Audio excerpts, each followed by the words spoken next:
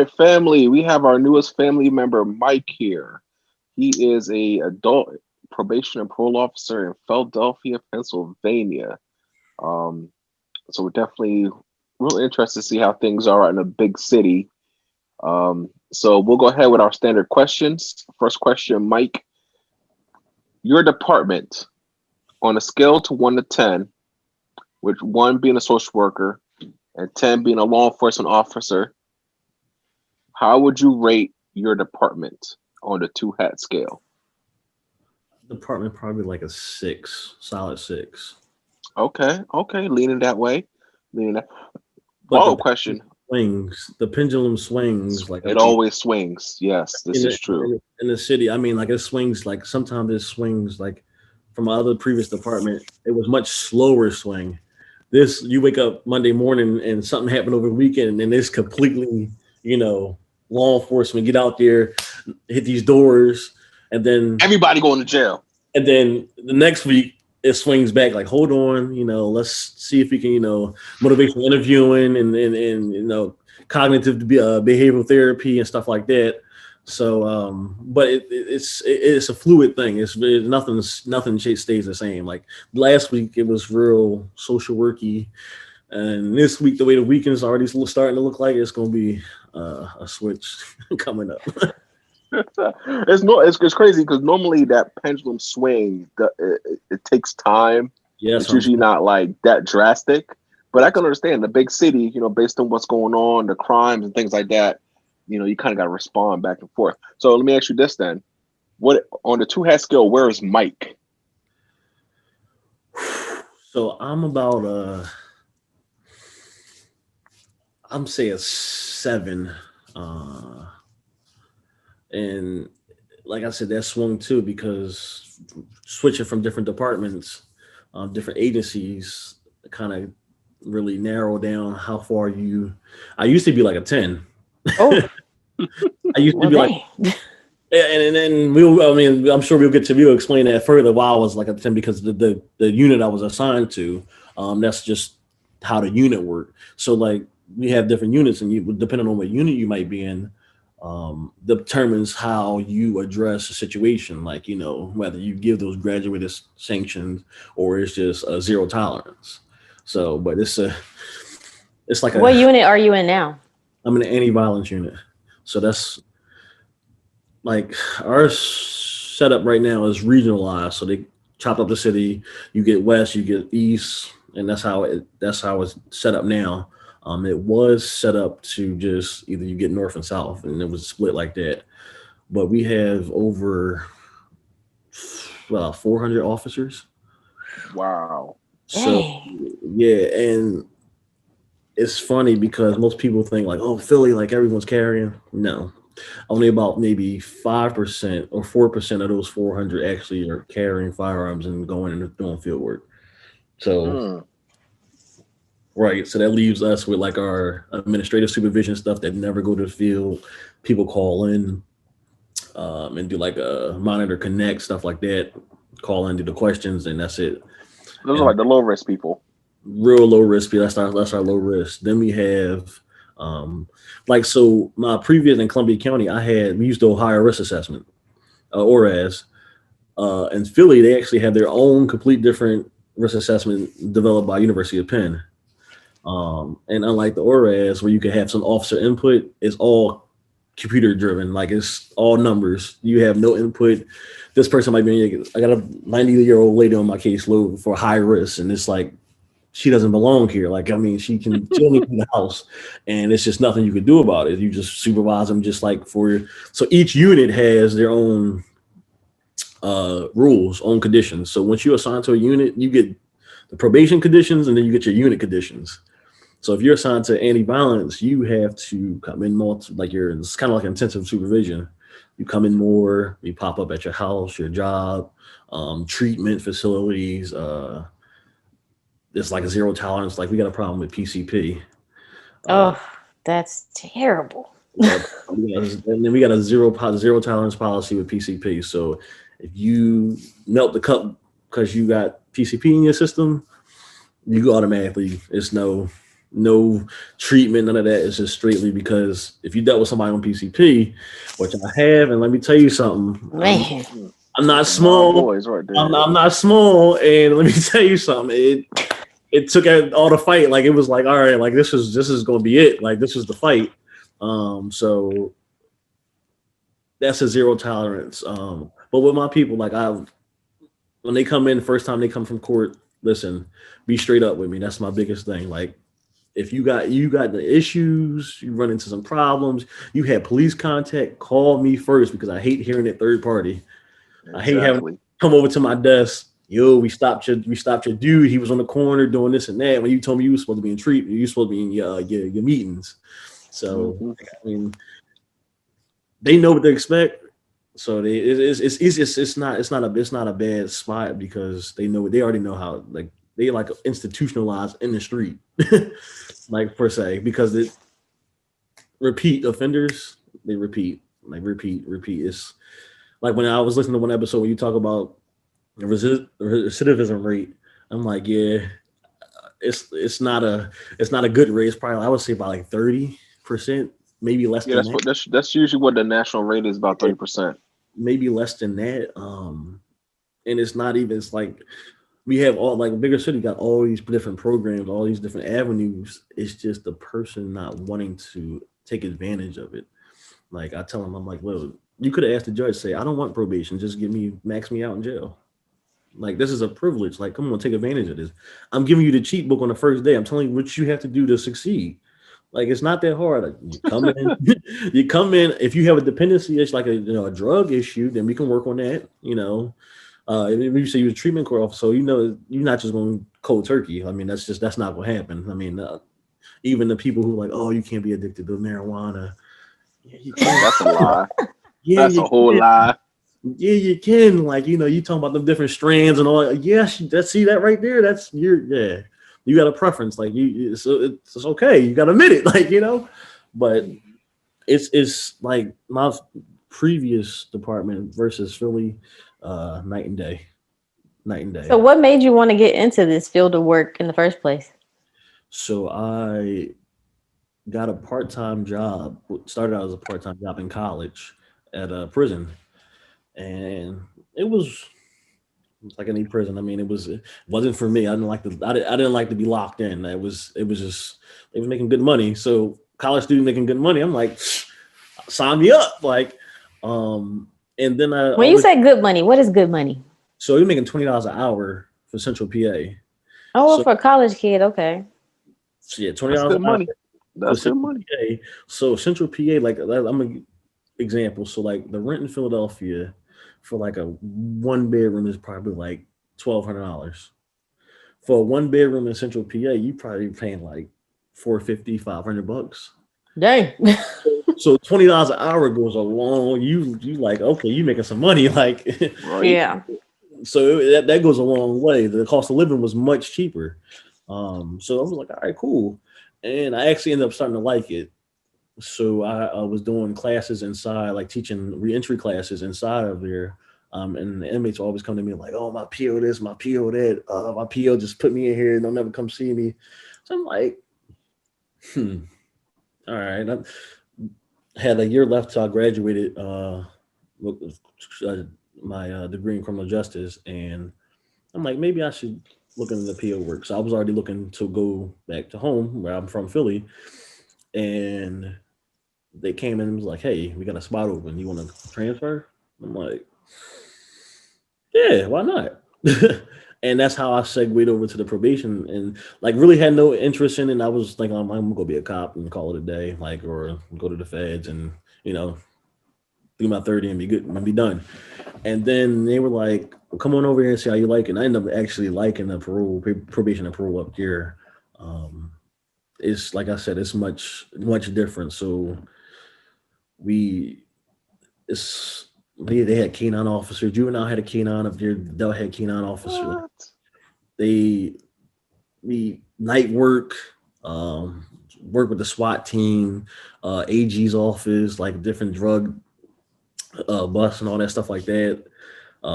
It was a full service, like the whole gambit. And then you had the other side, like treatment court. Treatment court.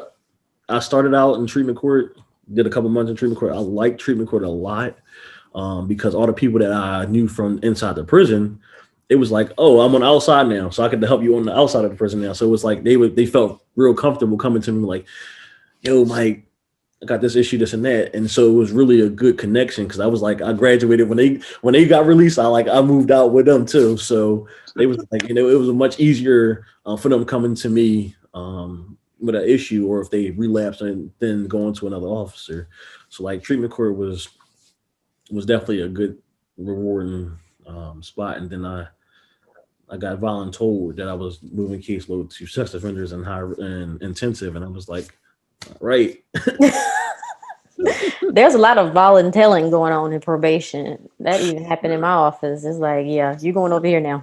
Hey, so such and such got promoted or they left, so you're going to take over their caseload. I'm like the whole, like, yeah, the whole thing, like, and sex offenders, 100% not for me. 100%. The training is phenomenal. Like, you fly around the country, go to the different conventions and all that. Training is phenomenal. But I couldn't do it. It's just something I can't even explain it. It's just something inside of it is like, no. I feel you. I couldn't do it myself. Absolutely not. I mean, just talking to somebody and they just having no remorse for the things that they've done, whether it's to a juvenile or anybody, just matter of fact, like, yeah, I did it. Yep. Mm-hmm. I'm like, okay, no, I can't. So aside from sex offender caseload and drug treatment court, and then the anti-violence, what other units have you been in? So I had a general caseload. I've really been high risk mental health. I had mental health. I like mental health. Mental health is you don't really know what you're getting half the time. Because a lot of the people that should be on mental health caseload aren't on mental health caseload, and the people that are on mental health caseload might not be diagnosed properly. But that was more like I look at mental health as high risk as well because they are the most unpredictable. Like, I mean, it was never. I can't say I walked into work and it was the same thing every day. It's like such a cliche thing, but it's really I could go from being in office, being in court, to doing a warrant in the same day in a suit, like in my court attire, in my court uniform. So, I mean, but I like it was real high pace. It was like you were in the community, you talking with offenders, treatment places, so different organizations like that. Had like different housing or drug treatment programs, so you were really making a connection in the community because you were out there every day. But I was just like, mental health definitely strike you for you, take you for a loop sometime. So out of all of those, which one did you like the best? And don't say anti-violence just because you're in it right now. I'm not gonna lie, I think it had to be mental health. Okay. It was definitely mental health, and then the second would be drug treatment court. But an anti-violence is kind of incorporates all of them, really. I mean, because I have people in my caseload that have substance abuse issues. Kind of controls how they act in society, and then I have people who really can't control how they act in society because of the mental health issues. So like anti-violence is like a blanket for it, like. I might have. The only thing I do not have is sex offenders. I have anti-violence. I have mental health. I have the high risk. In Philly, you got a lot of people with guns on probation or shootings, aggravated assaults on probation, which I can't believe is a thing. But Mm-hmm. I mean, just last week we had a guy that was picked up a couple months back. And released on bail. His bail was reduced, and he was released on bail for a firearm and I believe a simple assault, not aggravated assault, simple assault. And he got out, and within a month, he killed. Allegedly, he killed one Temple student, and he was on probation. And they were like, "Oh, he's no risk," and he was actually being supervised on our lower risk.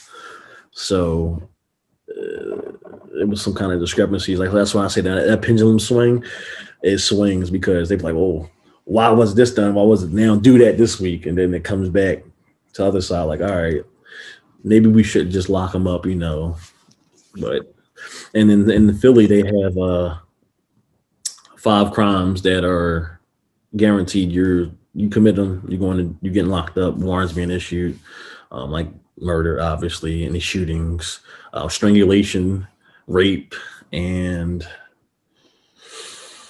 forget the fifth one right now. My God. Trafficking. No, drug. You'd be surprised. Drugs. You get a PWID, possession with intent to deliver, and no warrant will be lodged. Yeah. I mean, drugs are just a part of Philly. Just it's just there. It's just in the air. Yeah, it's like the Commonwealth of Pennsylvania is they do everything different. Philly does it like Philly legit is in the middle of is Pennsylvania attached to Pennsylvania, but they might as well not be. They might as well be their own state because they do things completely different than the other 67 whatever counties in the state do it. So, but yeah, you get picked up with however much weed, cocaine, methamphetamine. Oh no, we just email his judge and schedule him a gag 9 from the street. I'm like, okay. Yeah, that is crazy thing about PA because when I worked in Westmoreland County, which is right below Pittsburgh, we would see a lot of like Pittsburgh would kind of be like Philly, where they would kind of be a little more softer on certain kind of crimes. But with Westmoreland County, because it's more rural, more conservative, they would be a lot harder. So we would have a lot of criminals that were like come from Pittsburgh, where they're used to, oh, if I get called with XYZ, I'll just get a promise to appear or whatever. But they come down to Westmoreland and they get caught, with PWID, and they're sitting in jail like, wait, $100,000? What? Why? This is not Pittsburgh. Don't come down. They be like, don't come down here with that foolishness. Yeah, exactly. They can't understand it. Like, keep that up there, but you come down here, it's a totally different animal. They will hold you. Exactly. And with the COVID going on right now, they kind of really didn't want to put anybody else in unless they had to go in right now. A lot of that going around. Yeah. So how's that working out for the crime rate? Last year, I think we ended with 503 murders, homicides for the year. Carjackings are up, robberies are up, home invasions are up, assaults are up, a lot of domestic violence. Stuck in the house with the old lady, can't go outside. Yes, and she's pushing all the buttons. Yeah, a lot of domestic issues going on.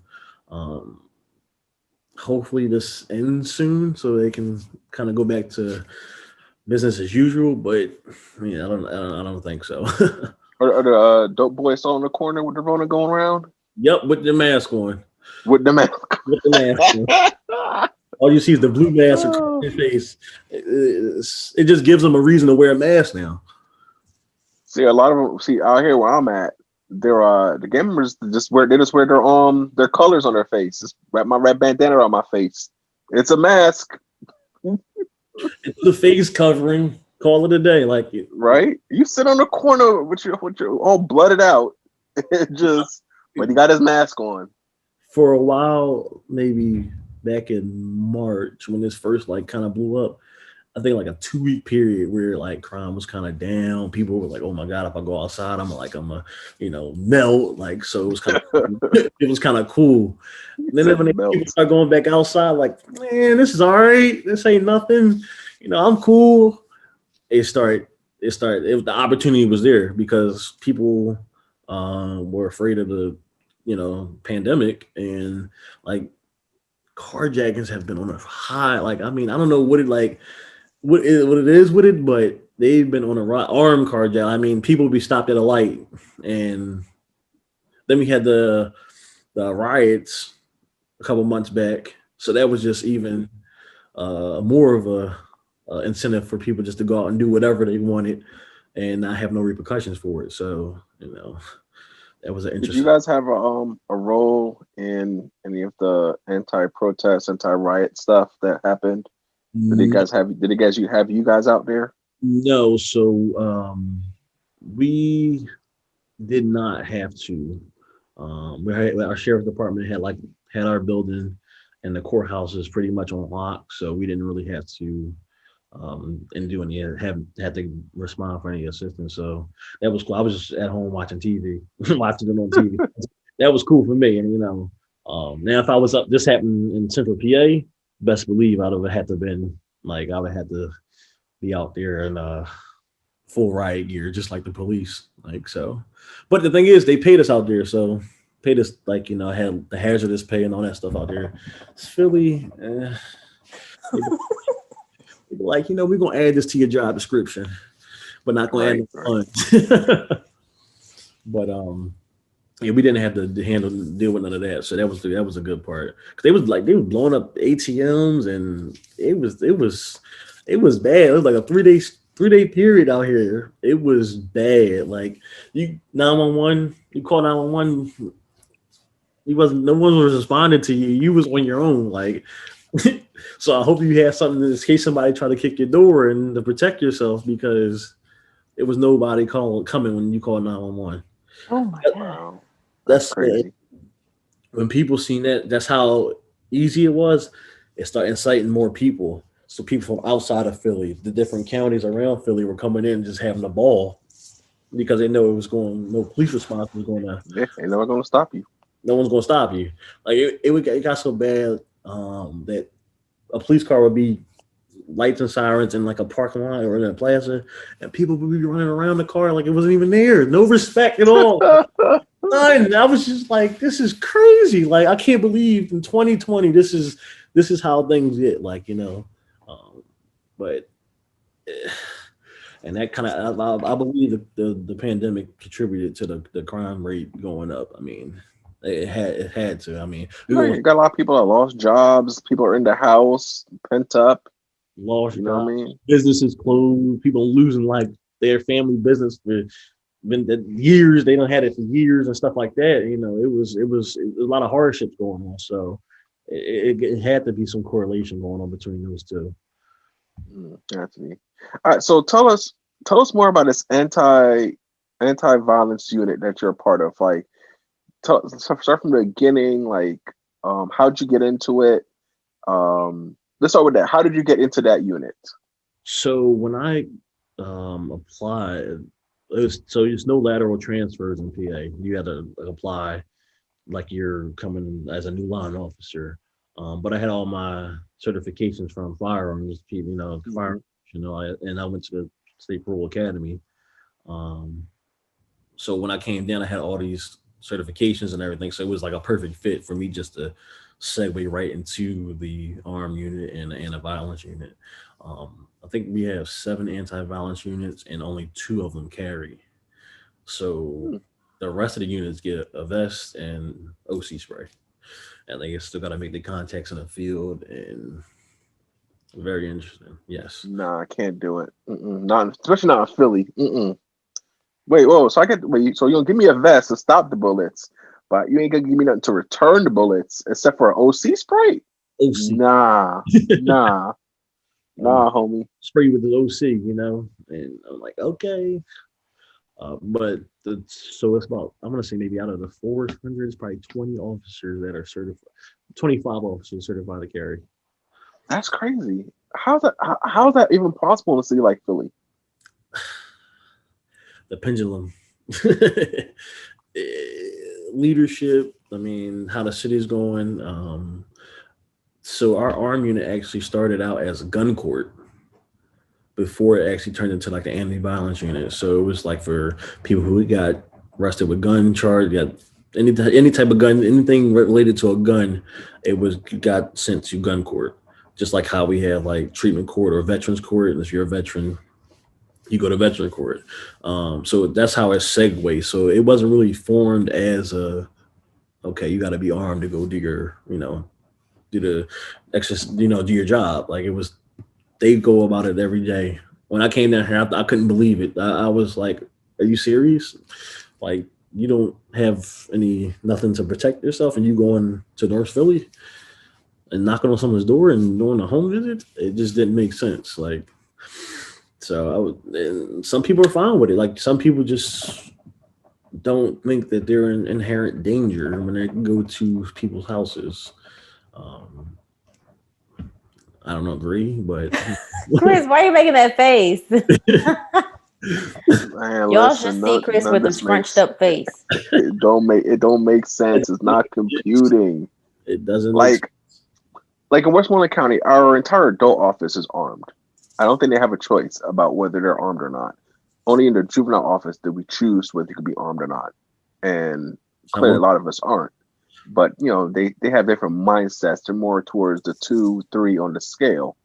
mm, But in Philly, I mean, I worked in juvenile placement, and we had a lot of juveniles from Philly, and there are some wild boys. Like their whole value system is just different, and it's like unless you actually work with that type of clients, you really can't understand just the things that they value, the things that are important to them. It's mm, just totally different. And Mike's nodding his head because he definitely agrees and he understands this, and it's just different. I mean, like especially with juveniles, because they don't have, they're still developing, develop. cognitively, so they don't understand things like death and being final, and they're quick to make decisions. They'll shoot you over a probation violation. You know what I mean? Like because they don't think things Don't through, even think about it. Like, right? It's not until you come like an adult where you kind of like, I've been to jail a couple times. It ain't that bad. I'll just go back. hmm Um, that's the majority. Of course, there are some that are like, I ain't going back, but hmm most of them, they it's a game to them. They understand. All right, I got caught this time. I go do my time. I get back out. Business as usual. But with juveniles, they don't think like that. I think working with juveniles is way more dangerous. But working with Philly juveniles is just crazy. I, And I've transported some kids to Philly and driven through and taken them to the courthouse. I'm just like, nah, don't make the wrong turn, end up on the wrong street in Germantown or something. Don't do it. Y'all can't see Mike nodding his head right now. yeah, I can Go ahead and tell him, Mike. Go ahead and tell him. totally Tell the agree. people. Like, I mean, like a juvenile PO and anywhere other than Pittsburgh and the rest of the state, like, if they were to come down to the city and work, they would they couldn't grasp unless they had some type like a place they seen that had kids like from Philly in placement. They wouldn't be able to grasp the concept of a juvenile telling you, and I say a juvenile, I mean a juvenile, somebody 12, 13, telling you they don't expect to live to 25 because of the Mm-hmm. street, the street this, the street that, they cousin this, and he ain't lived to 23, and Man, fuck you, old head. I don't care. Suck yo, my D. I don't care. like, I'm telling you, like it's crazy. Like that's why, but adults, adults is like what's expected. This is what's gonna happen if you do this, and they like, all right, cool. Like juveniles are so unpredictable. You might just be going like, yo, you ain't been to school in 2 days, and next thing you know, they got a gun pointed at you. And you're like, I was just telling you to go to school, like like all right, it's not that deep, but it really is. Like, I mean, it's the danger is there. And I would agree with you. Juveniles definitely, definitely much danger job because not only you dealing with the juvenile, you're dealing with the family, Mm-hmm. parents. If the parents are like the juvenile, you're gonna have a problem when you go knock on the door and dad's on probation and mom's on probation with the adult, and then you got to deal with the child, and it just makes for it's a bad cocktail. It is. It is. I had one family where I think everybody in the house was on probation except for mom. The juvenile, the dad, the older brother, everybody was on probation but the mom. And he was like, this is crazy. Like when I was in Columbia County, they have our juvenile and our adult department different, two different chiefs. But I had a household where I had two brothers and a dad on probation on the same on my caseload, and juvenile had the kids.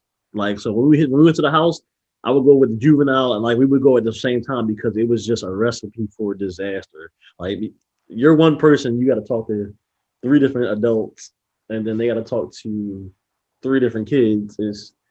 And they all at different type of different cases, different juveniles. I couldn't do it, so I tipped my hat off with that you did it. Definitely, definitely. Trust me, it wasn't like the Westmoreland kids is nowhere near as much as they thought they were hard.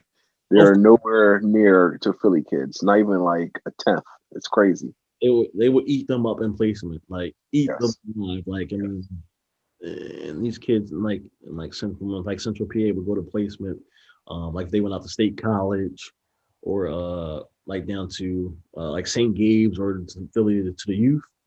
They'll come Mhm. back and be like, I don't ever want to go back to placement. They be in court like, please do not send me back to placement. Please do not send me back to placement because they haven't been exposed to nothing like that. They think they just the baddest thing walking in their town. They go Mhm. down there and they see it's not so sweet. You know, it's real prison. Like the youth study center in Philadelphia is a jail. Like Yeah, I've been there once. It's crazy. It's crazy looking. it's just it's a jail. It's Like a jail. Yeah, it's a jail. Yeah. it's no glorified. You can't sugarcoat it. It just is what it is. You know, it's a jail for juveniles. You give it a fancy name, but it's a jail.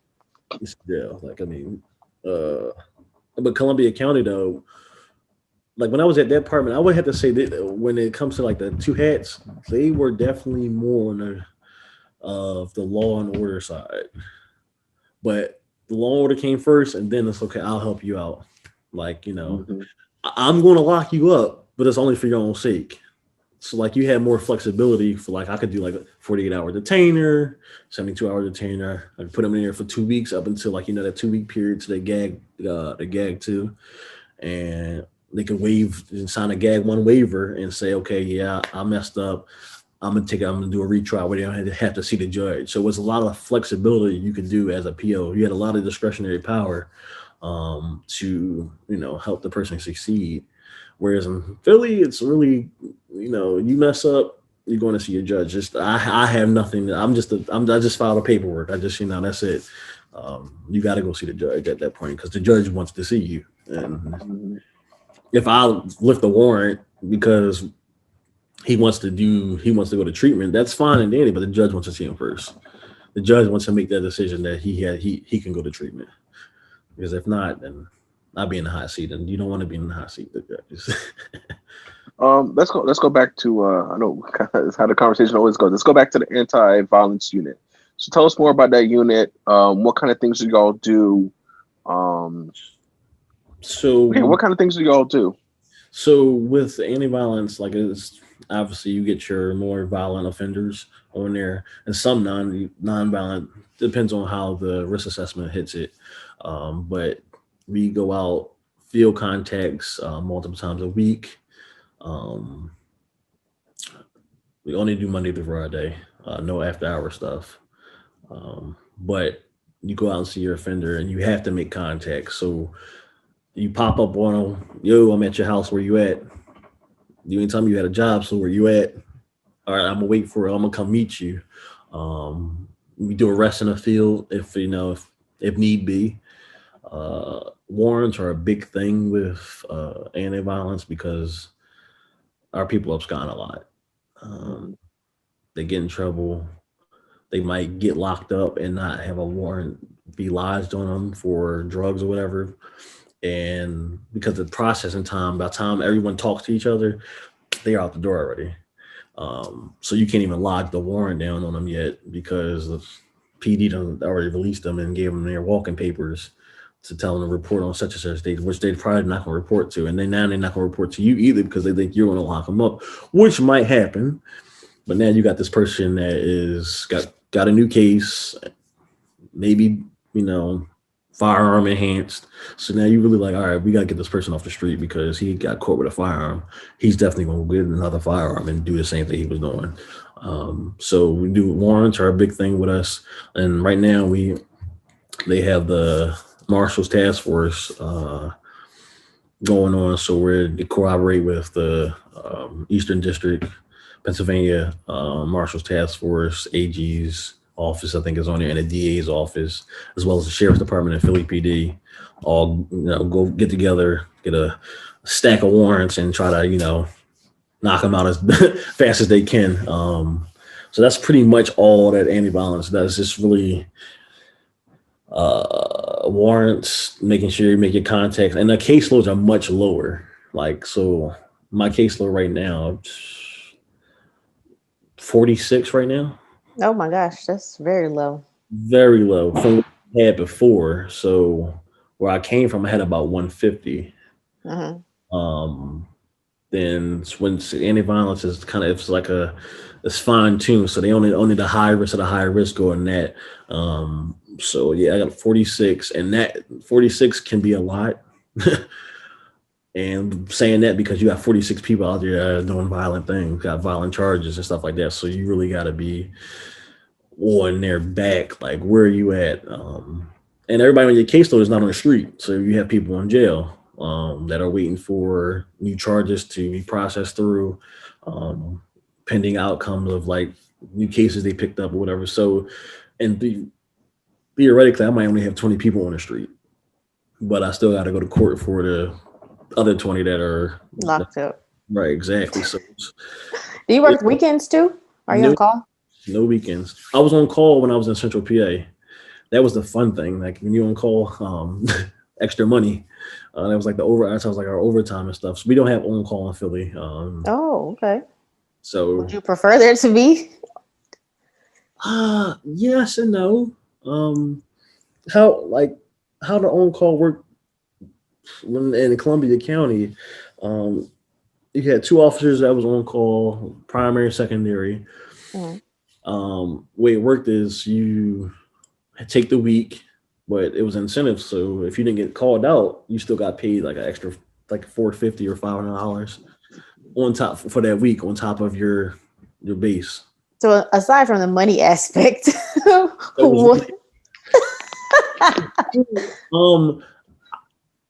from the money, yeah, I would like the on call. Just based off because you can address things right then and there before the time lapse. Like, cause over the weekend, it might happen Friday night, and by the time everything's Monday morning, you walk into Monday morning, oh, he got arrested Friday night. He's now out of custody because nobody was in there to lodge a warrant or track him through the process. So that's kind of where a lot of people slip through the cracks. But especially so right they know you're not working on the weekend. Oh yeah, our offenders know our job better than we know our job. So ain't that the truth? They know our job. They know what we can and cannot do. They know what discretionary powers we have. They know when they're gonna get arrested and when they're not gonna get arrested. They know. And it's kind of, I don't agree with that. I mean, I would kind of like leave it. I like to leave it up for mystery, kind of like this is what I can do, but I'm gonna do this. But it's like they got our operations manual, and they just like, okay, well, so I got this, and this. Okay, I'm not gonna lock that.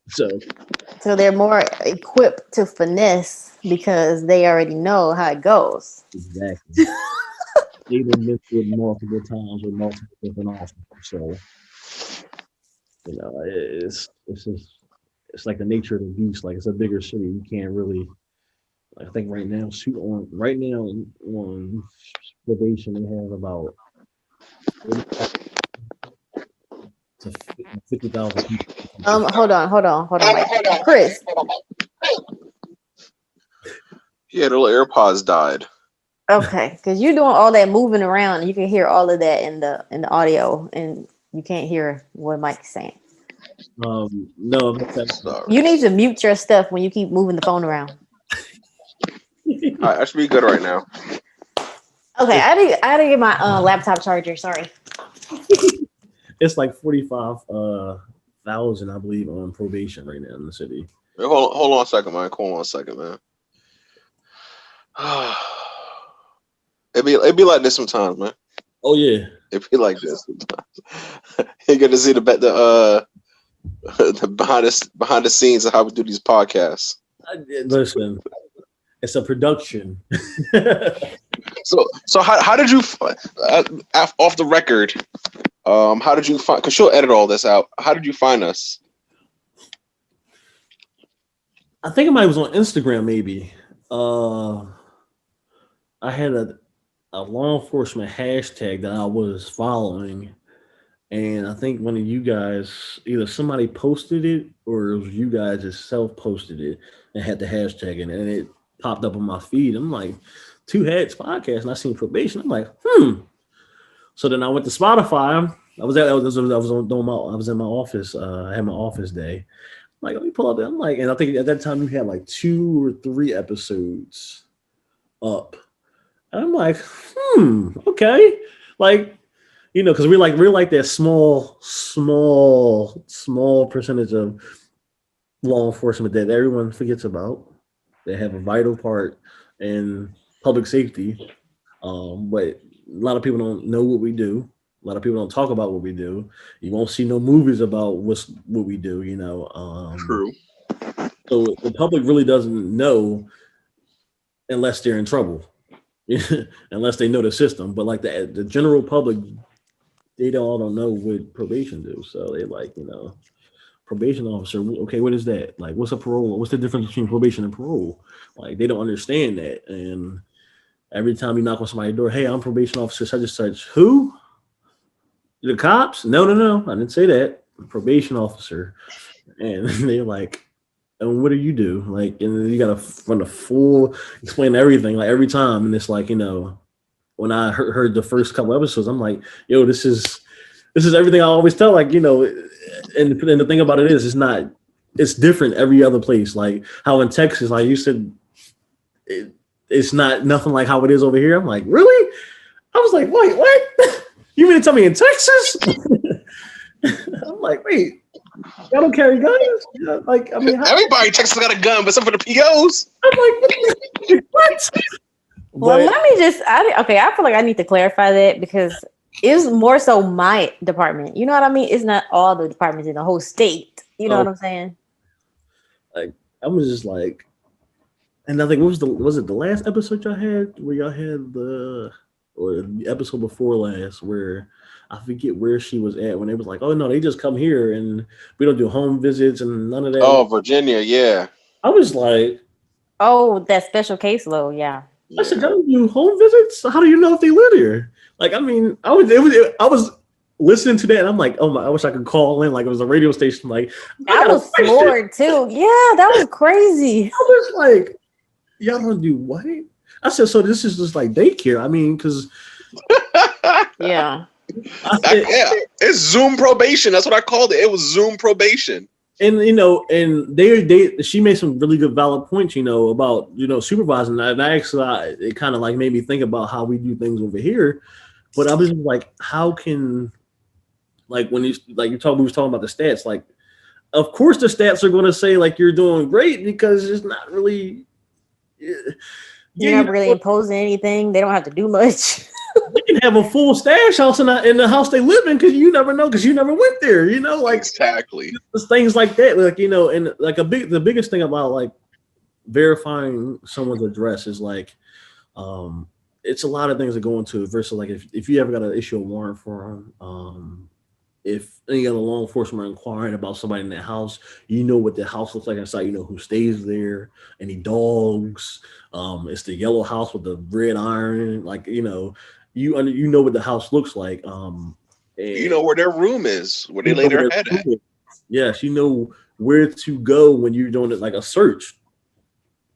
You got gun charges, and I can't. You just report to me, and I can't search your house. Or I'm not coming to, like, there's no field contacts or nothing like that. So, well, that's the thing. Her caseload didn't have those type of offenses. And I think it was domestic violence, right? Yeah, but like you hitting your mom or something. I mean, not to say that that's okay, but yeah, it wasn't like the type of people that you deal with on a daily. What I got from her is hers is kind of like our municipal court, like our MC court before it jumps to CP, like the common pleas. So it was kind of the lower level. So maybe that's why. Mm-hmm. But I was just still like, wow. Like, I mean, I can tell you I live at 123 Apple Street and you just gonna go with it. I'm like, when it comes time for like transfers or you got to transfer or they transfer out of the county or out of the state, like oh, he lived here. This is his previous address. Did you verify it? Like, how do you know? Like, How do you know? if they got a Because they warrant, told me so. yeah, like, if you like, and the one thing I can think about now is like the Breonna Taylor thing. You tell somebody like you live there, and they go to the wrong house or whatever the case may be, and they're like, yeah, such and such lives here. They knock the door in, and then you got a whole fiasco because this person said they live there and they don't live there. That was somebody's address they was just using just to whatever, not to keep you out of their business. So I'm like, that's a big part. Like, so when y'all issue y'all warrants, what address do y'all put on y'all warrants? Like as a last contact. That was just that was what I was thinking because I served warrants and I never want to be in a position where I'm knocking someone's door in because they're inside and they just don't want to let me in because nobody in the house is on probation, which is their right. And we going to go into a house that there's no one on probation and no one, they've been there 20 years and don't know the name or the face that we're showing them. And now we just destroyed their door or they're handcuffed sitting on the floor because we think they're hiding somebody in there. And it's a bad situation. But they do things differently over there. So it works for them, but I don't think it would work over here. No, it wouldn't work where you are. But I'm glad you brought that up because it made me think of something. How did you feel about the punishment that the rapper Meek Mill received for his probation violation and the time that he got for that? So it's that actually the paper and I'm getting my master's right now, so Nice. I did a paper on that, and in the conditions of probation, to tell you what you can and cannot do. Unlike the police go out and pull you over and do pet stops and this, that, and so forth. Probation gives you the book, the cheat sheet, the test. This is what it is. You got this is the date you're done. You follow everything, you'll be fine. Gun cases, you should have went to jail from the beginning. You got a break. You got a break, and you should decide you want to do whatever you want to do. And that judge, uh, she's stern with everybody, so it's not like she picked favorites. That's how she is with everybody. She was under that. She did everything that she gave you the chances. Like I mean, 7 years. You had 7 years probation. Really, you should have went upstate for 5 years because you had a gun. So when they were doing all of the protests, and I'm like, I can't agree with it because I know exactly. The media is only going to tell you half of it. Like I know what the docket says. I know what the police complaint says. I know all that what happened. So I'm looking at it from a different perspective. And if you give somebody, that's like the teacher giving you a test and saying, here's the study guide for the test, and it's the same thing as the test. And you just say, I'm gonna throw the study guide in the trash. I'm gonna take the test, whatever. Like, what did he expect that was going to happen? And I mean, and granted, he had probation. Long, lengthy sentences of probation will trip people up. Amen. I'm not a fan of long probations. Now, in PA, they have a thing of putting a tail of probation on a state sentence. So where you come out of state custody and you're supervised by county probation, not state parole. So you got that. I'm like, that just makes no sense because now they done served 7 years, but they got 3 year probation. Yeah. On that probation, they get violated. Now they got to go back and do 3 years. And explaining that to somebody who just came out from state custody, they're like, I'm not going back up there. Like, I just did 7 years up there. I'm not going back up there. So it's like probation can, if it's not used properly, it can definitely hinder someone's ability to succeed. Amen. I would definitely say that. I mean, I know some places they won't even go over like 2 year probation. And now I think 2 years, that should be like 2 to 3 years should be the max for probation. I mean, putting people on 5 or 4 year probation, that's a long time for them to walk a narrow line. Like they not only they have to abide by the conditions of probation. If they're in a specialized unit, they got to abide by those, and they got to obey the law. That's in the first place. Like they obviously have some issues doing that. Like I mean, try to help them. 2 years should be and if they can't get it together, you gonna know in that first year if they can't get it together. Like that's just one of like in my experience, you gonna find out real quickly that they cannot get it together, and the long lengthy sentence of probation don't work. Now parole, that's a whole different thing. Like I'm all for that because you done did some time. Like Chris says, you did time. You did, yes, time, the big house. So like you coming out for good behavior or whatever, you completed programs inside to reintegrate back in society. Okay, yeah, you should come out early and be on parole and finish the rest of your time out on the street. I agree with that. But the long probation sentence is like they'll take a probation sentence. So somebody have a gun case and say it's a 5 year, standard range or whatever. They'll put them on for 5 years of probation. That doesn't make sense to me because they can go back and revoke them, and now all that time you don't get no back time on that. It starts all over again. And that's a flaw in the system that like really needs to be kind of like looked at because now they all that time they might have did 3 years court a case. Now that whole all that 3 years just in the wind. They can face the full range of punishment for the crime. It goes back right in front, like you just got the charges that day, and now you get resentenced, and now you can get resentenced to the full time. So you get resentenced to 5 years upstate. You done did 3 years, or you like, what happened to that 3 years of time I did? That was good. It goes out the window. So like I do agree with that. It definitely should be. It definitely should look at the probation aspect of it, but some people. Some Go people ahead. off probation. Some people do walk off probation and complete it successfully with serious charges. I mean, it does happen. It's just not as like what she said, like 80% or 85%. I was like 85%. That's a high percentage. In your state, is DWI like an offense that you can stay on probation for 10 years? No, they just changed it in PA. I think maybe like 2 years ago. So any DUI, DWI, first offense, I think you get a county sentence. Second offense, you can get like the drug treatment court, which kind of is like intermediate punishment. So if you don't complete that, you go to state. If you get another one, you get straight state sentence. Oh, really? Yes. Here in Texas, for your third DWI or more, then you can get 10 years of supervision. You don't have to necessarily go to prison. And this is the state that had that marijuana is still a felony, right? Okay. Carrying guns, marijuana is a felony, and then you can be 10-year sentence for a DW. All right. Yeah. It just tells you how like the whole country they really need to look at probation and parole and really understand and reassess how it's structured. I mean, probation should be given to like, okay, it's your first offense.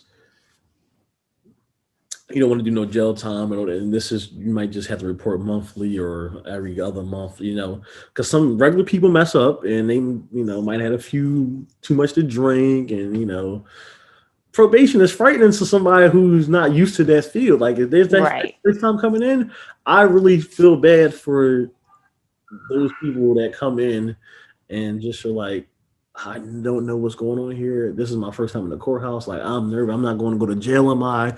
And it's like you gotta kind of like bring it down. Like this is what we're going. And those were my favorite clients. I love those.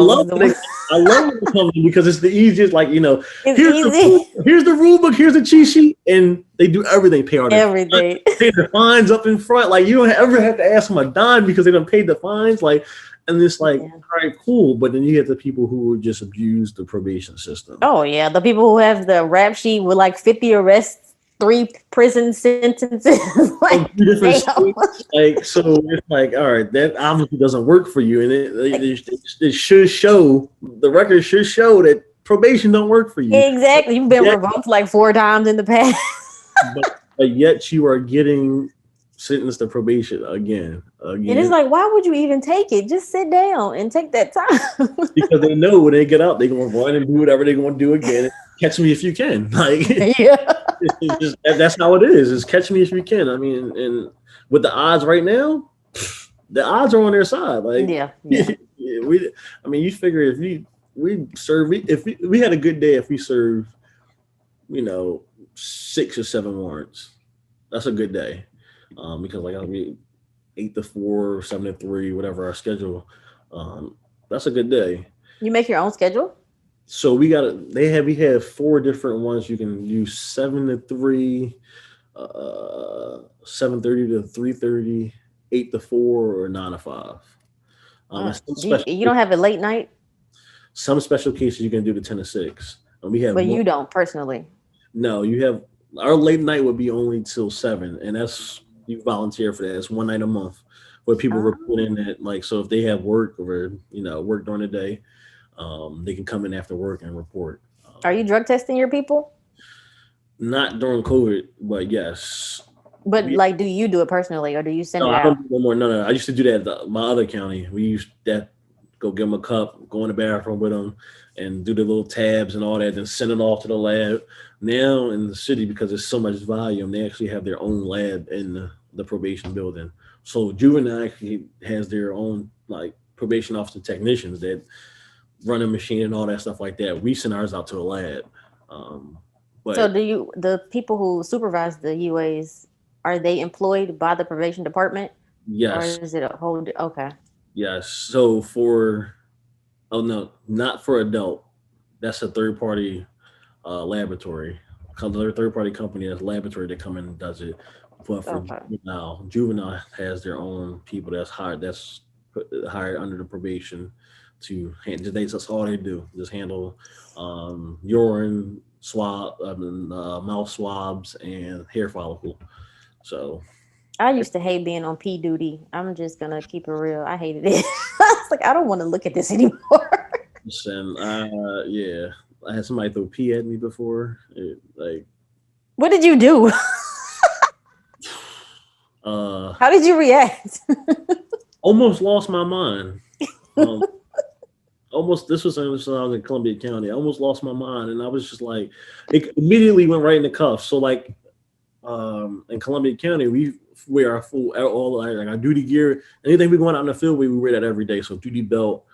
We had outer carriers, so we take our outer carriers off when we're in the office because they come through security and all that stuff like that. So we just carry like tasers and firearms and handcuffs.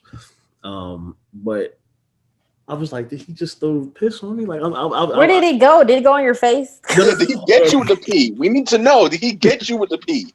it hit here and went down. Okay, he's talking about his chest, y'all. Yeah, my chest, yes. Oh, Close enough to me because I'm everybody got to die. Everybody got to listen, die. I'm 6'3". So for it to get that high and you smaller than me, I think you were trying to throw it in my face. Mm-hmm. So, and I was like, he was very apologetic afterwards, but he ended up getting charged with assault on law enforcement officer. So, I went straight to the hospital ER. I was like, yo, you got to test me because I don't know nothing about how this stuff seeps in the pores. I said, I stripped here, test me, like, and they were like, oh, it's okay, like it's not this, it's not blood and this and that. I'm like, I hear what you're saying, but Okay, so was he upset with you? Like, why? he was upset because I told him he was not leaving until he provided me a urine sample. So he and he knew it was gonna be hot. And he went and went to go pass me the cup with the lid and was just like, take it. I'm like, okay. And it was on from there. Needless to say, actually he went upstate from that. They actually I went back to I revoked him, had his gag non-hearing. And the judge actually, so they sped up his new charges for assault and consolidated that with his current charge that he was on and actually sent him upstate for it. So, I mean, I didn't have to deal with him no more. And I was thankful because I don't know if I could, I don't even think I could actually have sit in front of him in the office and just try to piss at me. And it was just, you got to go to somebody else's case though, bro. you got to go to somebody's caseload. It's just never going to be, it's the respect factor. It was just completely stepped on. Like, yeah, that professional relationship is out the window. Out the window because gone. You really just came for me on a personal level, and I don't like that. But it's the nature of the job. Like, I mean, like right now, I was just talking to my former partner because we were talking about the tasers. Like tasers are like a big thing in the in the news now because of like the incident that happened in Philly where the taser officer didn't have a taser. And I was just telling people, like, tasers don't work all the time. Like, they're not an end all be all. They work on people who are not under the influence. And that's about it. Like, And you get a good connection with the darts. yes, if your barbs don't get they don't arc the right way, or it's not a big enough arc, it's not going to do nothing. I've been tased 3 times. I can talk in court about tase, and all 3 times it hurt like hell. um, but it don't have the same effects for if you're under the influence. Like you're talking about people on PCP or high on meth. Like it just doesn't do the same. To them, it's like a tickle. It's like you literally tickling them. They can just pull them out and then, all right, now what? Now what do you do? Like, and it was because our department was talking about getting. I'm like, taser's not an all be all. I mean, it's another tool. It might work, but you got to be able to. All right, what's going to happen after this taser if it does or does not work? Type deal. Like had a couple situations when I was in Columbia County. Altercations that got like, I'm like, yo, like after I'm talking to the dude, I'm like, do you know I almost shot you, dude? Yeah, I'm sorry. You sorry? That's not the right answer for you almost dying. You sorry? Like what? Like I'll give you one example. Like one of these stories. So we're doing evening house checks, and it was overtime. And my partner was like, "Yo, we might as well get some overtime. Knock out a few contact visits so we can be off Friday." Everybody love a Friday off. So it's like 6 o'clock one night. I had a female on supervision. She was actually doing really well. She just got out of treatment, doing everything. She was going to her classes and doing everything she had to do. But her boyfriend was wanted through our department. She was telling us she had no contact with him in months. All this, the ran again. All right, cool, whatever. So every time we go to the house, he's not there. He's not at his house. All right, so we think he might have fled the county. So we get to the house, talking to the mom. Mom's like, "Oh, she's doing good and this and that." I'm like, "All right, well, I'm gonna go to her room and just do a once over, not a full intrusive search, but I'm just gonna do a breeze over." Yeah, do a walkthrough. Yeah, walk through. Anything in plain sight. Right. So I get to the door and the door is locked. I'm like knocking on the door, yo, just your PO. Oh, hold on. All right, there's Spidey sense number 1, red flag number 1 going up. All right, then I hear a big thump, so I'm like, all right, open the door. Like now my height, I go from relaxed to just talking. Now I'm heightened now, so I'm like, open the door. She opens the door and she's just standing there, and I'm like, what's going on? You're like, somebody else in here with you? No, nobody else is in here.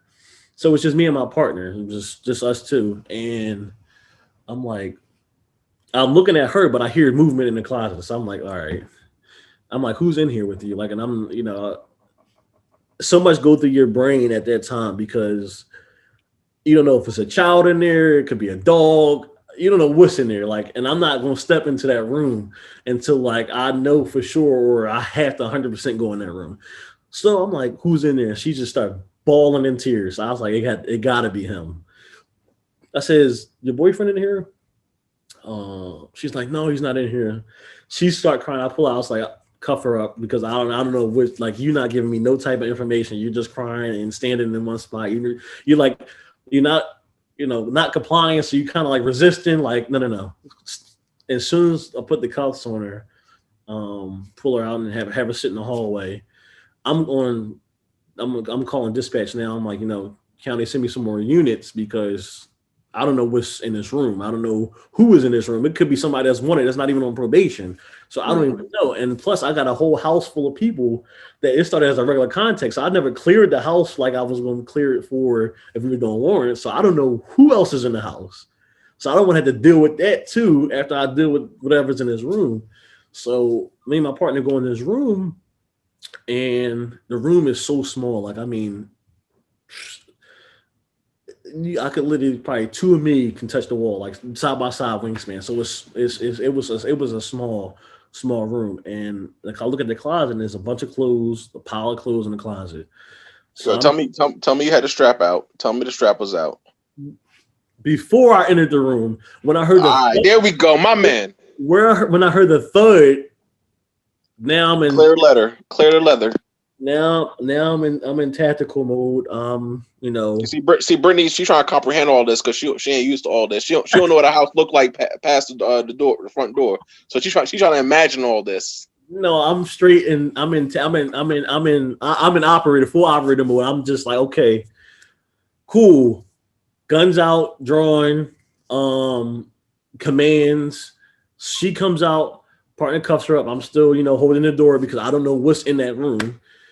County, hold the air for me. I'm doing a search. So now that everybody else around it, everybody else is like, oh, what's going on? Because they drop a three tone, like, yo, something's going on at this address. And I go in the room and he's in the closet, and right above, he's sitting at the bottom of the closet, but it's like a shelf, maybe like 5 feet off the ground.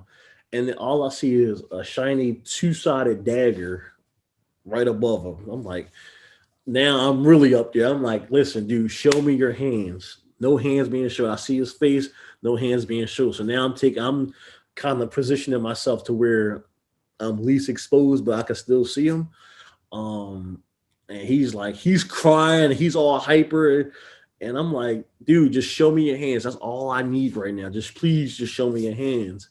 And wouldn't show me his hands. And I'm like, all right, so talk to my partner. I'm like, yo, you're gonna have to go less lethal, because he's not showing me his hands. County, step it up. I need some more units here because before this blow up into a situation, the longer we wait here, everybody else is in the living room. Is like, oh, what's going on? The daughter's out there crying on the ground in handcuffs. The situation is too much right now for two officers. Well, that's a bad situation right there. Bad situation for officers. So like family can turn on you. It's bad situation. So I'm like, I told him to actually go from less lethal to lethal. I'm gonna go hands on because I was first. I'm right there, and I can see one hand. I can't see the other hand, and I'm like, in my head, I'm like, this is not the best. This is not the best decision. Like, something's telling me not. So I didn't go hands on. So I'm like, I'm top of my lungs. I mean, when I say I'm making noise, I'm making noise. Like top of my lungs. Show me your hands. Everything in the book. Dude, show me your hands. And then I finally see the other hand. There's nothing in the other hand. So cool. Holster up real quick. Still keep lethal because I don't know if it's nothing. And I pull him out to prone him out to, handcuff him. And he stands up. And we're looking eye to eye. We about the same size. And like I said, I'm like 6'3", like 270. Not a small dude. And he was muscle. And as I saw his eyes pinpoint. I mean, like the finest point of pen. I'm just like, he was on that stuff. I said, oh my God. We have earpiece for our radios. In the mix, my earpiece fell out. So I'm not hearing none of the transmission, nothing like that. So I grabbed one arm, my partner grabbed the other arm, and county's like they're trying to get status. So it goes quiet over the thing, over the radio. And then I finally like knock it out. And I can hear him. I hear the tones going off, like they dropping 3 tones. The world is on their way now because they lost contact with us. So they think they lost contact with us. And we're in there fighting with this dude for like 3 minutes. When I say the 3 minutes fighting with this dude felt like forever. 3 minutes felt like forever. I'm on the radio like I asked for units 5 minutes ago. Where's my help? Like, yo, like since like at this point it's in the world, like because dude he smoked something, he done took something, he had some strength. Like I work out, I lift weights and all that. I got some strength, but he had some strength. He had like that extra level of like, I just smoked some methamphetamine or some PCP. And it took 3 minutes I couldn't even cuff him up. I just laid on him. I just literally laid. I had to lay on him, And I sat there, and so everybody, all the responder units come in, PDs, the other two partners, they were doing house contacts on the other side of the town. So they flew over there. They come in. What I said, just cuff them. Like when I say I'm beat, I'm panting like a dog. Like either a fight for the life. And like when I pulled the cover back, he had a 380 bodyguard sitting right there. And I'm like, I said, see, that's when your gut say, do not go hands on. Don't go hands on. Because if I would have been hands, there's no telling he could have grabbed that. And, 380 a small round, but it do damage, It's still a gun. But that's why he was fighting for his life, because he knew he was done for. He had a warrant. He was already a convicted felon. He was like, I ain't trying to go back. And he had just got high. So I'm talking to him. I'm like, dude, like, what's up? He said, I had just, like, he said, when y'all knocked on the door, I had just finished smoking the pipe, my meth pipe. I said, so it's a fresh in your system. High off meth, fire. He just hit that Mario power up on you. I'm like, when he got into custody, like my shirt was ripped, like my BDUs, and you know how hard it is to rip some BDUs. BDUs had ripped, and it looked like I was in the fight of my life. I had the minor cuts or whatever. My partner had minor cuts, and I just looked at my partner. I was just like, I thank God. Called my chief. I'm like, yo, chief, this is what's the breakdown. This is what happened. He's like, everybody all right? I said, yeah, we're fine.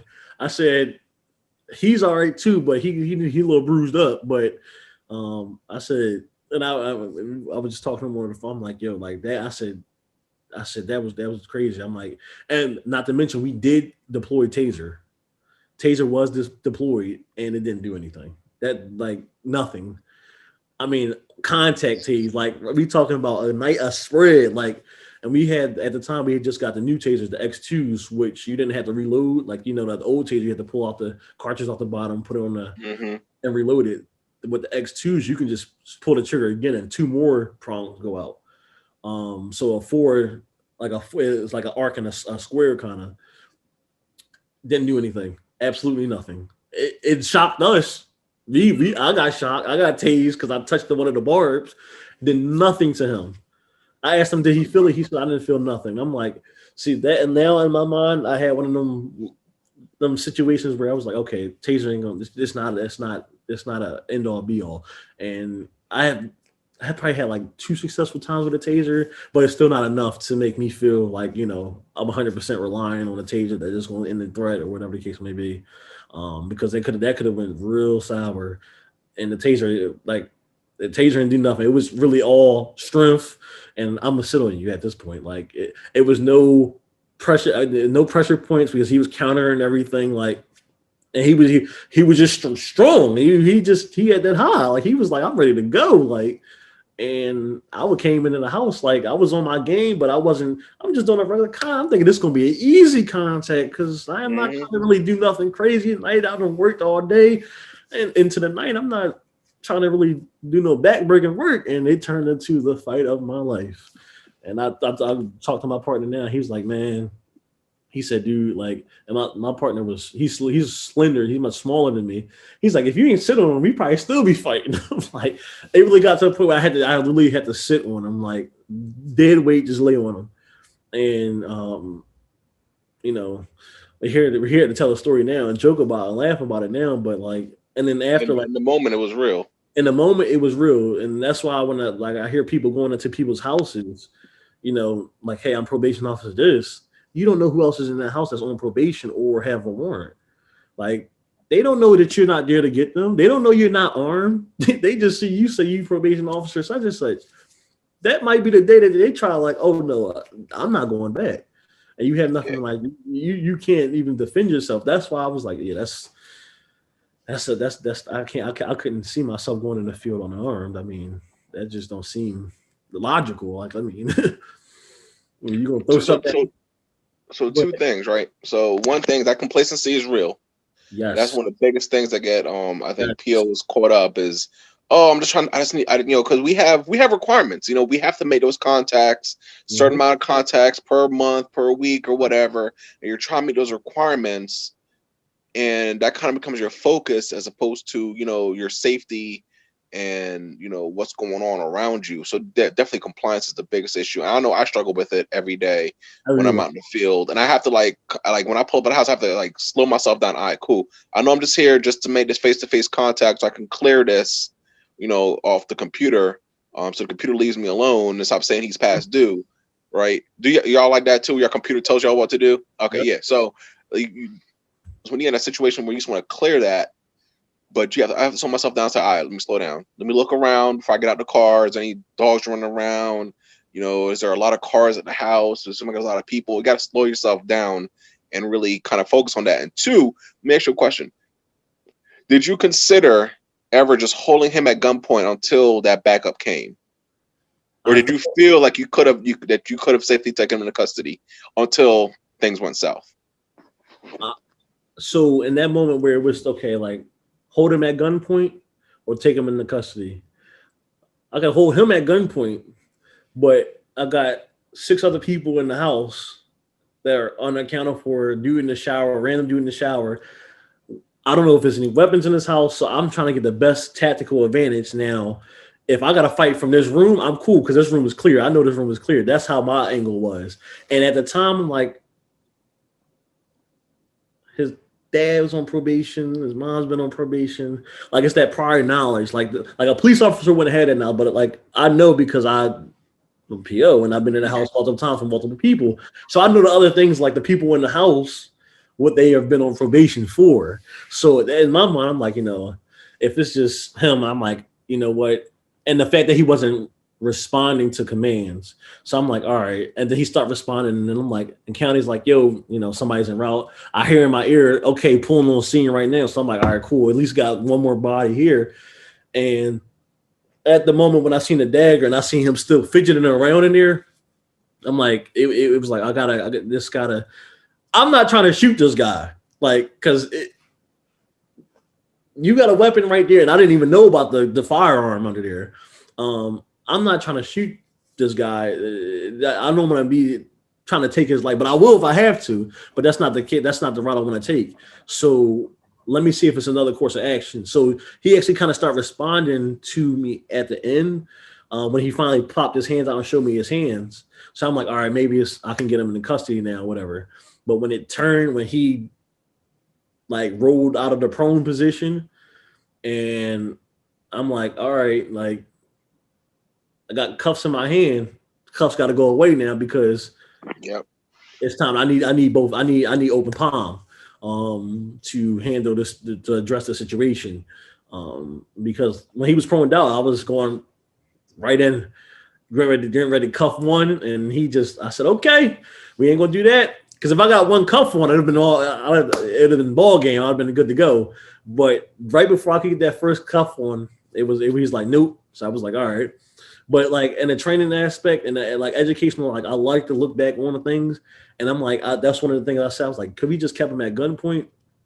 And it was like yay and nay because outlining factors like the people in the house, they had been on for guns before.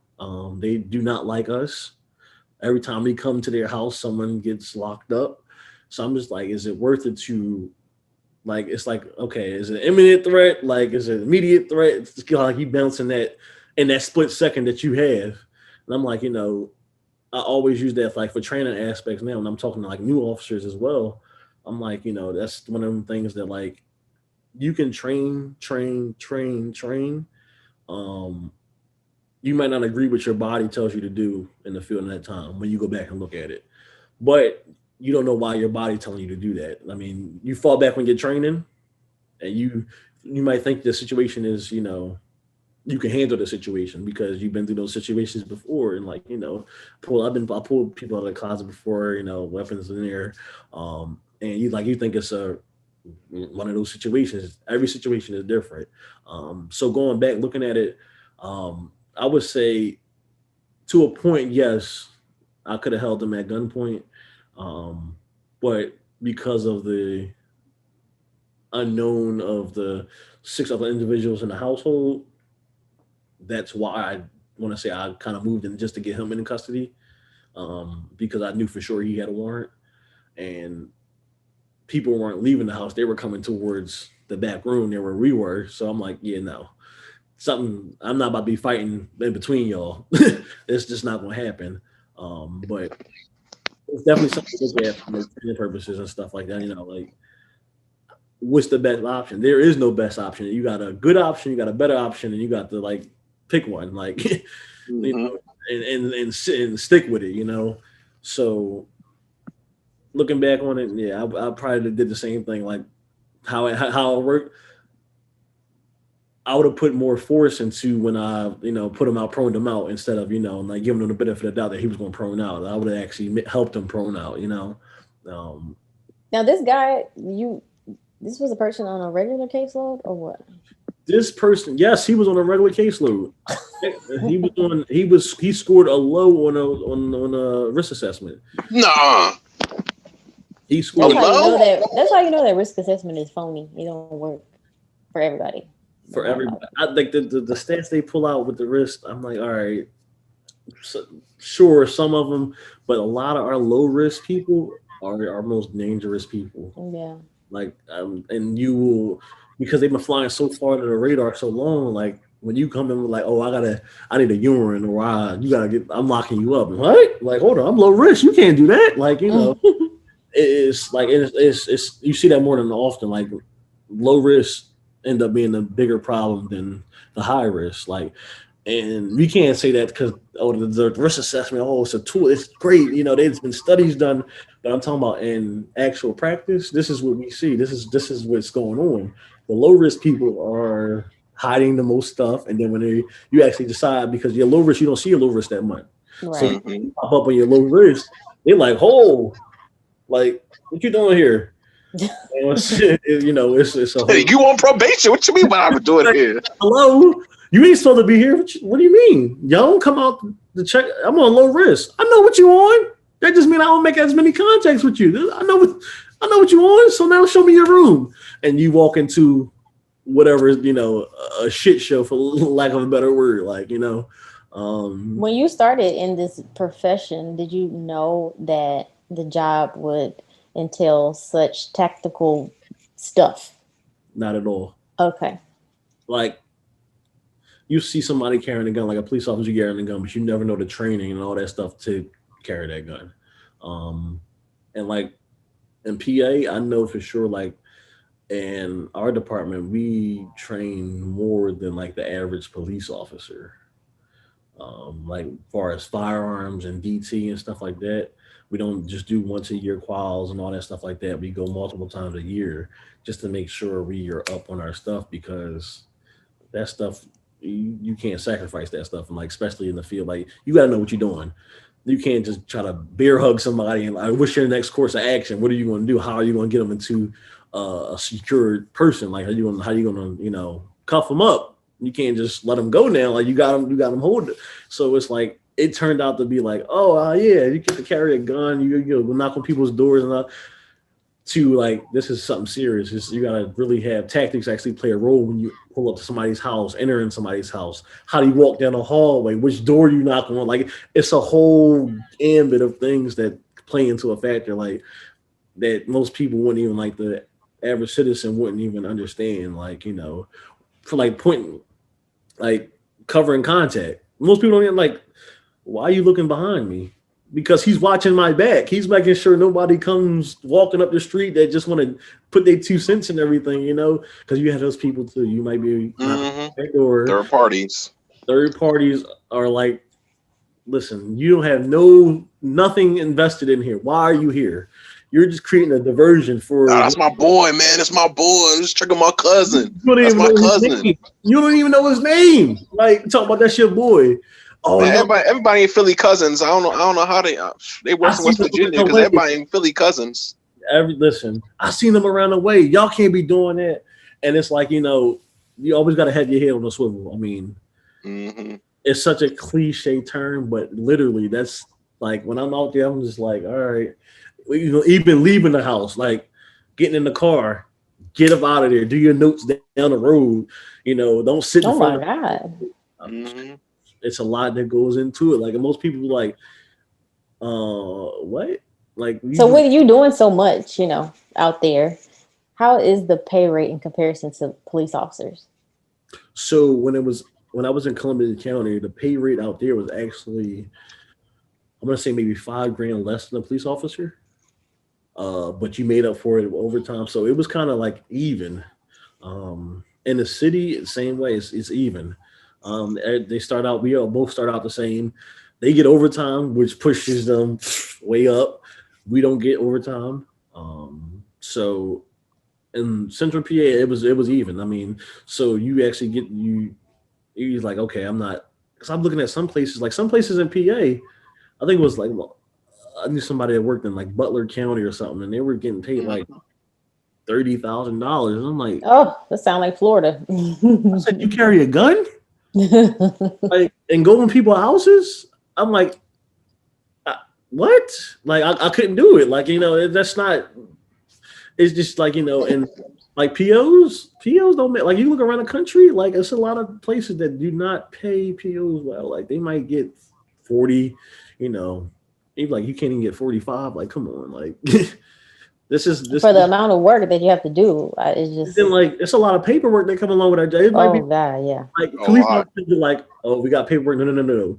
We got paperwork. Like, you see my case files I gotta carry to court. That's paper. I tracked this, from inception. I had pretrial, and then he came to probation. Now he completing, like, this is everything right here. Like, and I know with juvenile, even juvenile, that's a whole bunch of paperwork. Like paperwork after paperwork. So you like this 1% we talking about, like actually in the field and making sure you tactically sound.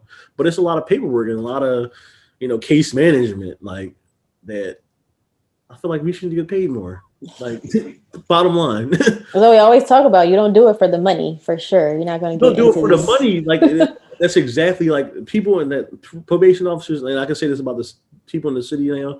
You really got to have a passion to be a probation officer. You really got Yeah. to do it, because like you don't even think about the pay. Like it's just like, all right, the pay is good, but it could be better. But I ain't really sweating it because I'm helping people. Like even if you get that one person, like they say, you might get that one person that you've been trying, you be getting your all to, and they finally come through and they do what they complete, and you're like, yes. But the rest of your caseload, they just doing whatever they want. But you got one person, and they give you that satisfaction, like, yes, I done helped one person, but you got other 40 people that's in shambles, and so and then we get overlooked, and like I'm telling, like in our field, we get overlooked. Like, I mean, people really don't understand. Like I said, people don't understand what we do. Like, if they understood what we did, they maybe have a little bit more, understanding. Like, okay, like, give them some more resources. Like, you ain't got to pay us no more. I mean, but like, bump social services up so they can help us help these Oh, people. right. Yeah. Social services, I don't know about the rest of the country, but in the city it's not too good. Like, so I can't even refer my offender to nothing because I'm gonna refer them. They're gonna kick them back, and it's really a strain on like what you can do. Like, so That is so aggravating. Oh, like God. we supposed to work together for the greater good here. Like, if we all in the helping profession, public service, everybody should be on one accord. Like, come on, if this guy need help, we should be able to send him there, and y'all worry about the payment and all that stuff later. Like, figure it out. Like, don't like, oh no, they knock people back. Oh, he don't have insurance or he can't. Like, okay, half the people don't. That's on probation. Like, that's what led them to get here anyway, to commit the crime that they did because they need the money. Like, but That's a part of the reason why a lot of people feel like probation is just all about the money, or probation is a setup or whatever, because they don't feel like they're getting the help that they need. and some people really genuinely need the help and want the help. Yes. Yes. When somebody wants the help and you can't give them the help, it's like you take it personal. You like, yeah. Yes. like, I'm not supposed to take it personal, but you really take it, and you really like. I have some POs in like my office that go above and beyond. Like, I mean, it's like, you ever see those school teachers that they here's the curriculum, but they actually go above and beyond and starts doing things outside of work and trying to get them the community service thing going just to keep them busy because probation is not giving them enough stuff to do. And it's like, that's what you have to do, and that's when you're really invested. Like, Would I do anything else? Probably not.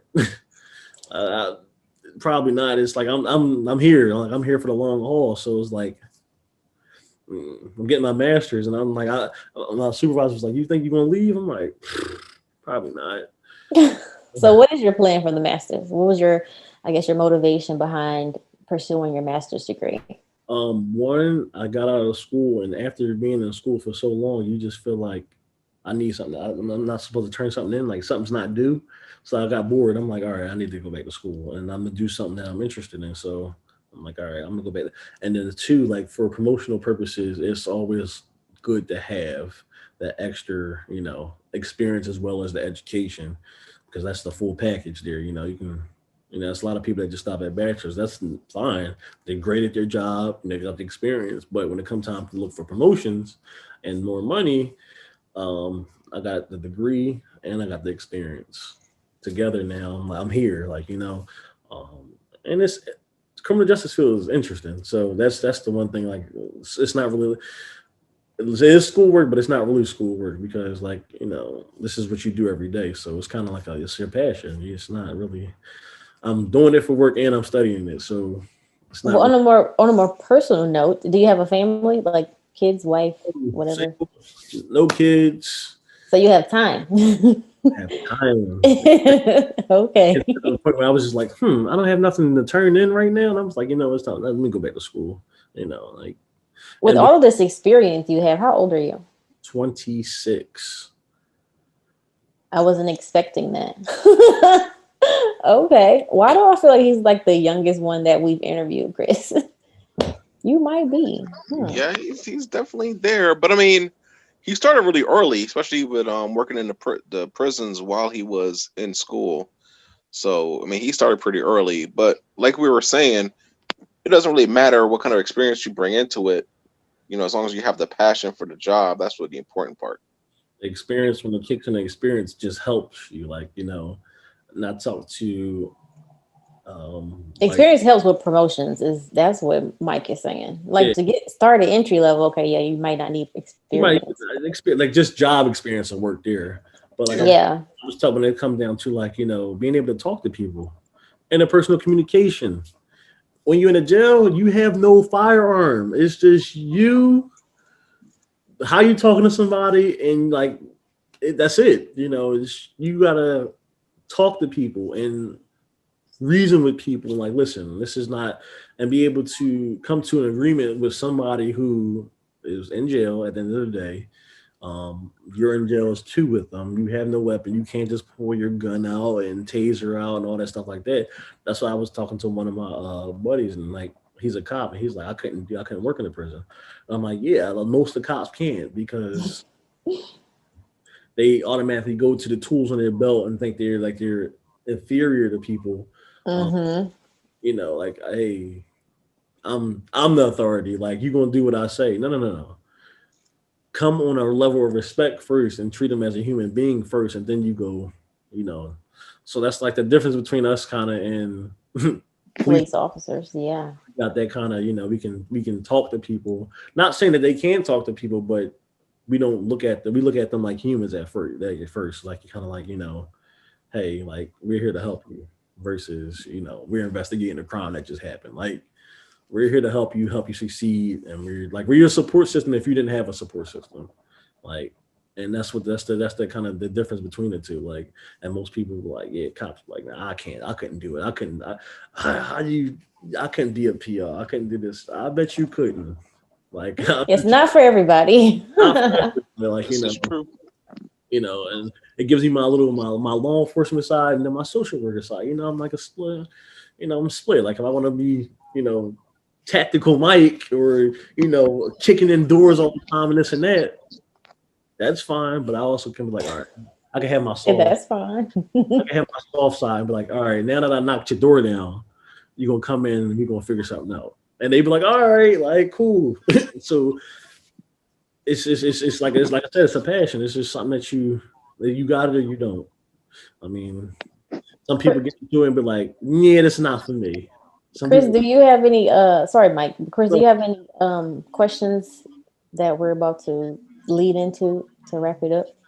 No, I was actually just about to ask you where we were in terms of time.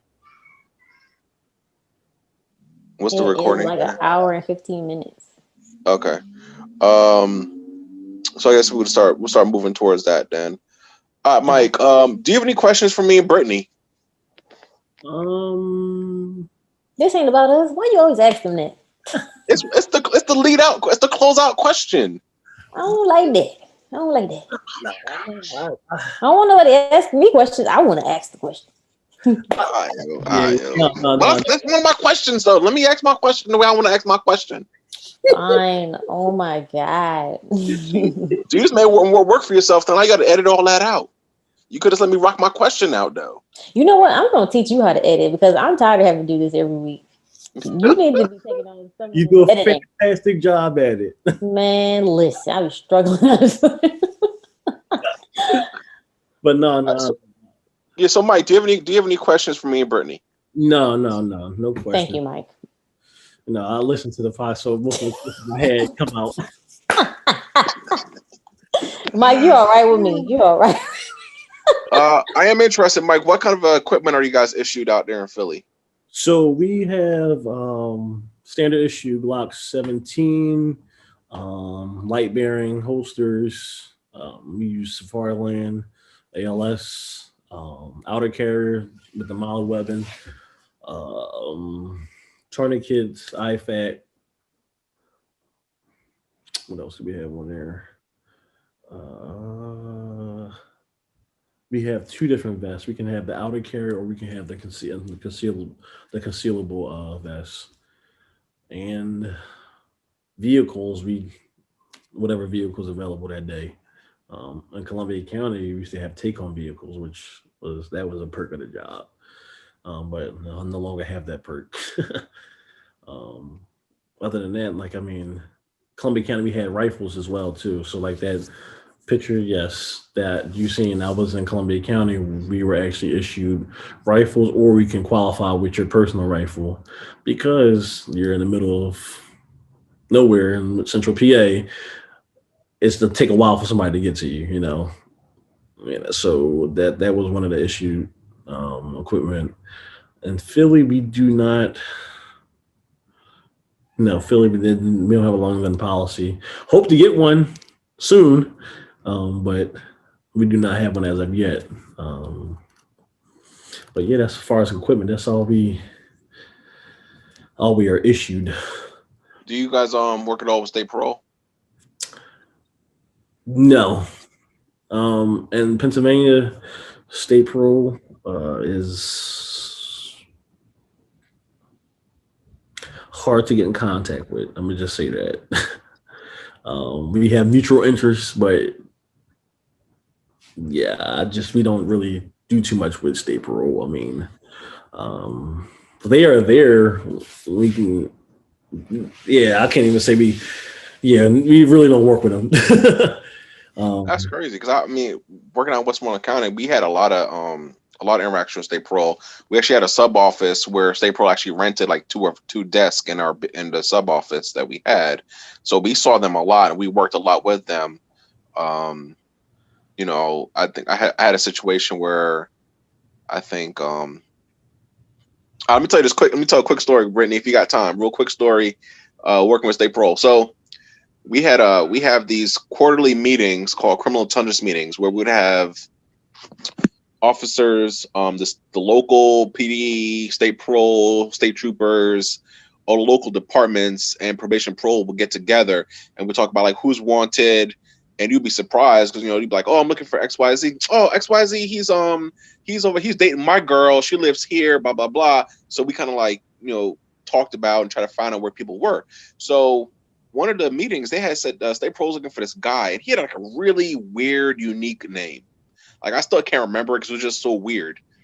So I think a couple days later, I went to go check on one of my guys, one of my juveniles. And he opened the door. Me and him were talking. I asked him who's home. He's like, "Oh yeah, my mom's home with her boyfriend." I was like, "Oh well, what's the boyfriend's name?" And he said, "I was like, that's a really weird name." So I didn't really think too much of it. Blah blah blah. I get back to the car, and it clicks. I'm like, that name sounds real familiar. So I called a state parole agent that we work with. I'm like, hey, do you know this name? She's like, yeah, that's my guy I'm looking for. We was talking about him in a meeting. I was like, well, he's here at my kid's house right now. My kid's mom.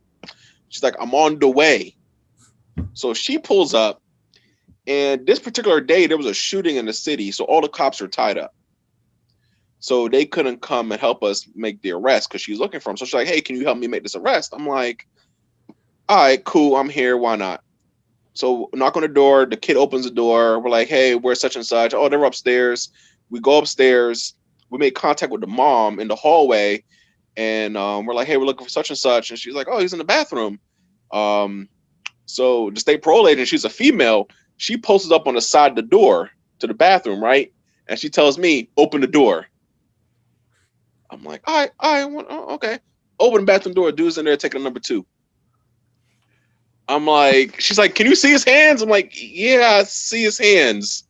He's sitting in the bathroom on the toilet playing on his phone. I mean, that's normal. That's what you do. You play on your phone when you're on the toilet, right? So I'm like, yo, my That's man. nasty. I mean, who don't do it though? I don't do that. Lies. I don't do lies that. out Okay, here. I don't do that. Lies. You can give me a lie detector test. I don't do that. Anyway, back to my story. So she's standing there. She's like, "You're under arrest. Don't move." Mind you, she's standing to the side. She can't even see, dude. I'm the only one who sees him sitting on the toilet, taking a number 2, smelling it. Right. So I'm like, "Yo, my man. Can you hurry up? Because we gotta go. We gotta go." Man, this dude took his time. I had to sit there and watch a grown man wipe himself. So I got to keep, he's in custody at this point. So I got to keep eyes on him. Man, dude started coming out of the bathroom. I'm like, yo, you're not gonna wash your hands? Like, he was like, oh yeah, I guess so. So he washed his hands, come out the bathroom, handcuff him, take him downstairs, try to call PD to come. PD is still tied up.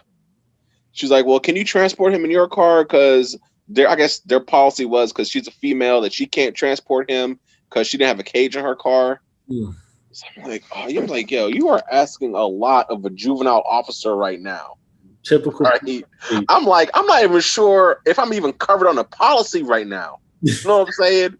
But y'all help us so much, I can't really say no. Right. So I end up transporting him, get him to the jail, get him booked in. Everything happened without incident, but I was like, that's something I will never forget. Like, that's the only time I had to sit there and watch a grown man take a number 2 and wipe himself just to make sure that he don't get away. It was probably the first time. It won't be the last. Hopefully it's the last. Jeez. But we did work a lot with state parole, so I'm actually surprised that y'all didn't really have the interaction. Y'all, we gotta wrap this up. I'm hungry. My stomach is talking to me. Like, come on now. Like, wrap it up. But answering the questions, we do work with state parole. We got a fusion center. I forgot all about the fusion center we have, where it's all the law enforcement in one spot. They talk to state parole, federal parole, other county paroles, as well as police departments and all that stuff like that. So that's one thing we do. So we get all state intel from there, and that's how we work. That's how I'm about to say, because I don't work with them in Philly, but we find all our stuff through our liaison officer, and it goes right through the fusion center. So that's how we get. Because when you said round table, you had the meeting. I'm like, they do this all day. Yeah, I know what you're talking about. But yeah, interesting. I can't do state parole because I picked up one of their guys before, and I had to wait for their warrant to come down, their detainer, and it took 2 hours. And I was like, never again. Don't ask me for help. Don't ask me to transport.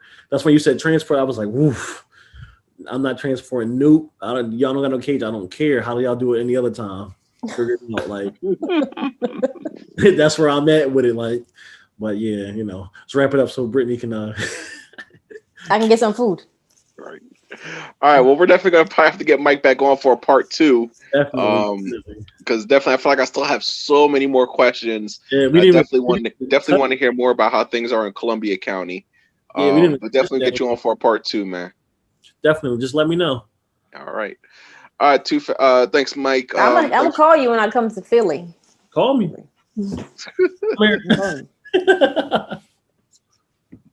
All right, man. Well, thank you so much for being a family member in the Two Two Hats podcast. I know, man. I keep messing it up. Hold on, I'll try that again. I don't know why I can't say Two Hats podcast. I got to slow it down. I'm trying to say Two Hats. All right, Mike. Thank you so much for being a family member on the Two Hats podcast. We'll definitely get you on for another episode. Definitely learned a lot today about the anti-violence unit that you guys have out there. Definitely about how the way things you guys do things in Philly, and we definitely appreciate your time, man. No doubt. I'll be back. Can't wait to come back next time. Yes, thank you, Mike. Again, I want to thank Mike for joining us today on our episode number 12. It was a very interesting conversation. Wouldn't you agree, Chris? Yes. We need to get him back for some more, because I feel like I still have so many questions. Yeah, he has a wealth of knowledge, and for him to be only 26 years old and has that much experience, I mean, wow, I was just kind of floored. That's amazing. So make sure you guys check us out every Wednesday. We upload new episodes, and please follow us on the Two Hats Podcast Instagram page, and we are available on Spotify, Google Podcasts, as well as Anchor. Also, if you follow us on the Instagram page, we do have a giveaway for a probation patch. So just click on that post, follow the instructions, and may the odds be in your favor.